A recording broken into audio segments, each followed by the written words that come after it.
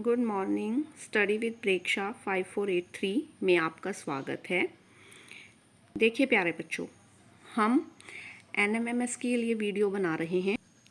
आज से पहले की वीडियो में भी मैं आप लोगों को बता चुकी हूँ बहुत बार कि जो मैथ का पेपर है वो 90 मार्क्स का अलग से होगा।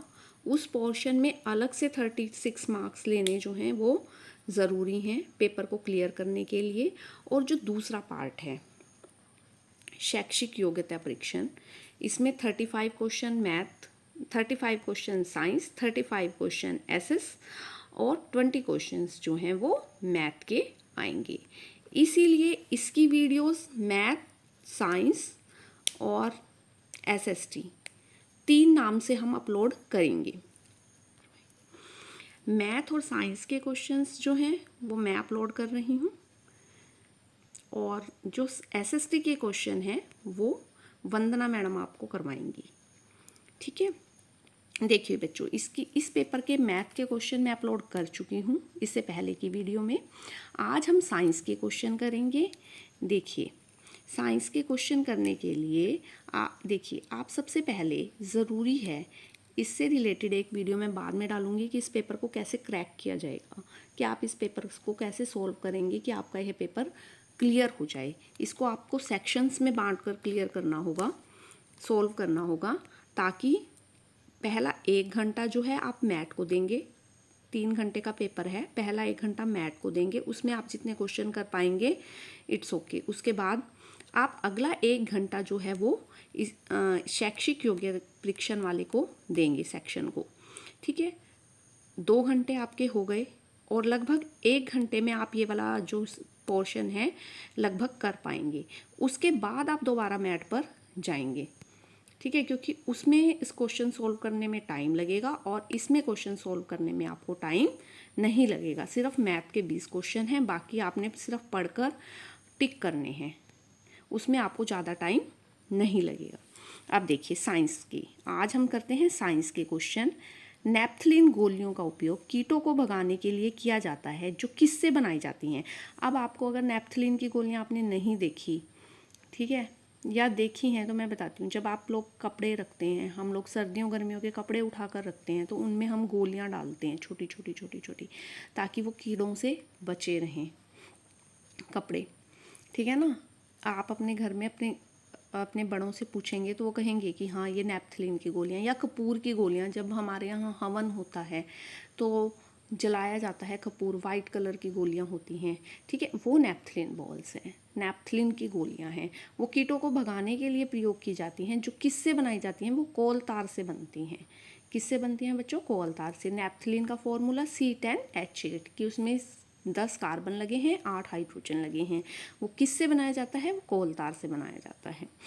उर्वरक को वर्णित करने के लिए निम्नलिखित में से कौन सा वर्णन सही है? हमें उर्वरक के बारे में बताना है कि कौन सा सही है। उर्वरक जो हैं वो कारखानों में बनाए जाते हैं। ठीक है, प्रदूषण का कारण होते हैं, प्रदूषण फैलाते हैं। जैविक प्रकृति के नहीं होते, रासायनिक प्रकृति के होते हैं और बड़ी मात्रा में उपयोग नहीं किए जाते, थोड़ी मात्रा में ही डाले जाते हैं। बाद हम चलते हैं नेक्स्ट क्वेश्चन पर। सतत दहन पदार्थ किस पदार्थ में संभव है जो अपने आप जलने लगे? देखो, ना तो पेट्रोल अपने आप जलेगा, ना LPG अपने आप जलेगी, ना CNG अपने आप जलेगी। सब फास्फोरस जो है अगर वायु में खुली छोड़ दी जाए तो आग पकड़ लेती है, इसीलिए उसे मिट्टी के तेल में रखा जाता है। Sodium, potassium, phosphorus. ठीक है, सतत दहन किस पदार्थ में संभव है जो अपने आप जल सकता है? वो है आपका इसमें से फास्फोरस। एक रासायनिक प्रक्रिया जिसमें एक पदार्थ ऑक्सीजन के साथ प्रतिक्रिया करके ऊर्जा छोड़ता है, उसको हम क्या कहते हैं? उसको हम दहन कहते हैं। क्या कहते हैं? दहन की प्रक्रिया। जब एक तांबे के बर्तन को लंबे समय तक नम हवा के संपर्क में रखा जाता है, नम हवा के संपर्क में जब कोई चीज़ रखी जाती है तो उसमें जंग लग जाती है, तो उस पर हल्के रंग की परत ढक जाती है। वो हरा रंग क्या है? हरा रंग जो है वो कॉपर कार्बोनेट और कॉपर सल्फेट का मिश्रण है। कॉपर कार्बोनेट और कॉपर सल्फेट का मिश्रण है। तांबे का बर्तन कॉपर का होता है तो उसके ऊपर जंग कार्बोनेट और सल्फेट की लगती है। किस दिन पूरी पृथ्वी पर रात और दिन बराबर होते हैं। 21 मार्च और 23 सितंबर वो दिन है जब पूरी पृथ्वी पर दिन और रात जो हैं वो बराबर होते हैं। एक ग्राफ जो लगातार समय के साथ बदलाव को दिखाता है उसे हम क्या कहते हैं? उसे हम हिस्टोग्राफ कहते हैं। आप इसे हिस्ट्री से याद रखेंगे। हिस्ट्री जो हमें पुरानी बातों के बारे में बताता है ना, कि उसकी हिस्ट्री ऐसी है, समय के साथ बदलाव को दर्शाता है कि वो आज ऐसा है, पहले ऐसा था। हिस्टोग्राफ। पेट एक डैश है। पेट, आपने पेट नहीं देखा है? जो आपके प्लास्टिक के डिब्बे होते हैं उसके नीचे लिखा होता है पेट। पेट एक पॉलिएस्टर है। पेट एक पॉलिएस्टर है। बोलते हैं एक बड़ी एकल इकाई को बनाने के लिए संयुक्त छोटी रासायनिक इकाइयों की एक श्रृंखला को डैश कहते हैं, पॉलीमर। क्या कहते हैं? पॉलीमर। बहुत सारे पॉलीमर मिलकर एक बड़ी इकाई बनाते हैं जिसे हम बहुलक कहते हैं। सूक्ष्म जीवों से प्राप्त, ये बहुत आसान क्वेश्चन आपकी सूक्ष्म जीव वाले लेसन में से आया है। सूक्ष्म जीवों से प्राप्त कुछ दवाइयाँ सूक्ष्म जीवों के कारण होने वाली बीमारियों के विकास को मारने या रोकने के लिए की जाती हैं। ऐसी दवाइयों को आप क्या कहते हैं? प्रतिजैविक या एंटीबायोटिक कहते हैं। इसके बाद अगला क्वेश्चन, ग्लोबल वार्मिंग का सबसे बड़ा कारण क्या है? कार्बन डाइऑक्साइड है। ग्लोबल वार्मिंग मतलब पृथ्वी का टेम्परेचर बढ़ जाना। रक्त परिसंचरण की खोज किसने की थी? विलियम हार्वे ने की थी। झंझा का नेत्र किसे कहते हैं? चक्रवात के केंद्र को जो है झंझा का नेत्र कहते हैं। खाने के सोडे के रूप में हम किसका प्रयोग करते हैं? NaHCO3, sodium bicarbonate. Sodium bicarbonate का प्रयोग हम खाने के सोडे के रूप में करते हैं। NaCl जो है हमारा नमक का नाम है, NaCl। Na2CO3 जो हम वॉशिंग पाउडर इस्तेमाल करते हैं, कपड़े धोने का सोडा, ठीक है, वो है हमारा Na2CO3। गला लैरिंग्स को डैश भी कहा जाता है। दोनों कहते हैं, स्वर यंत्र भी और ध्वनि यंत्र भी। स्वर जो हमारे गले से निकलते हैं स्वर, ठीक है, और ध्वनि, इसको हम दोनों कहते हैं। देखिए, जब Y गुणसूत्र वाला एक शुक्राणु X गुणसूत्र वाले एक अंडे को निषेचित करता है। देखिए, जो मादा होती है, मादा फीमेल, उसमें दोनों X क्रोमोसोम होते हैं, और जो मेल होता है आदमी, उसमें X और Y दोनों क्रोमोसोम होते हैं। तो X वाला Y वाले से मिला तो क्या होगा? पुरुष या लड़का, ठीक है, एक पुरुष या लड़का होगा। जो बच्चा होगा, युग्मनज एक बच्चे के रूप में विकसित होता है, वो एक पुरुष होता है। और अगर X वाला X वाले से मिले तो एक लड़की होती है, ठीक है। एक कोशिका विभाजन के दौरान क्या होता है? पहले केंद्रक विभाजित होता है, फिर कोशिका द्रव्य विभाजित होता है। पहले केंद्रक, फिर कोशिका द्रव्य।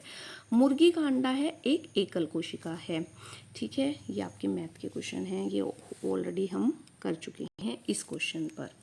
अदिति को एक प्रबल विद्युत अपघट्य की आवश्यकता है, निम्न में से कौन सा उपयुक्त होगा? सल्फ्यूरिक अम्ल। वैसे तो इसका आंसर है सल्फ्यूरिक अम्ल विद्युत अपघट्य में, लेकिन नाइट्रिक अम्ल भी एक स्ट्रॉन्ग अम्ल है, लेकिन हम यूज सल्फ्यूरिक अम्ल को करते हैं। एक वस्तु 15 हर्ट्ज की आवृत्ति में कार्य करती है, तो निम्नलिखित में से कौन सा कथन सत्य होगा? यह ध्वनि पैदा नहीं करती, यह ध्वनि पैदा करती है जिसे हम सुन सकते हैं। देखिए, पहले आप ध्वनि वाले क्वेश्चन में 3 चीज़ें बिल्कुल क्लियर कर लीजिए। 20 हर्ट्ज से 20,000 हर्ट्ज के बीच की ध्वनि ही हम सुन सकते हैं। अब 15 हर्ट्ज उससे कम हो गया, यह ध्वनि पैदा करती है जिसे हम सुन नहीं सकते। 20 से कम है ना 15 हर्ट्ज, तो हम इसे नहीं सुन सकते। 20,000 से हर्ट्ज आ जाती 23,000, वो भी हम नहीं सुन सकते। इसे हम कहते हैं श्रव्य ध्वनि, जिसे हम सुन सकते हैं।